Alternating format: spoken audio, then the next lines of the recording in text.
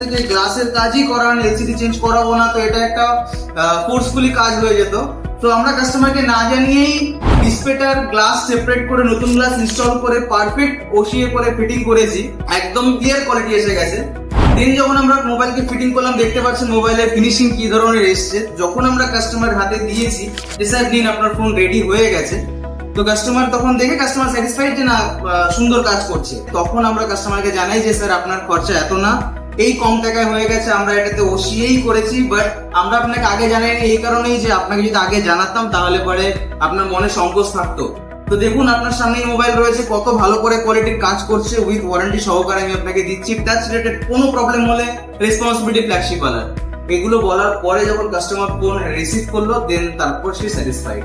তো যদি ভিডিও আপনাদের ভালো লেগে থাকে, ডেফিনেটলি আমাদের সঙ্গে কন্ট্যাক্ট করুন, বেস্ট রিজলিউশন পাবেন। থ্যাঙ্কস ফর ওয়াচিং ফ্ল্যাগশিপ ওয়ালা, হ্যাভ আ গ্রেট ডে।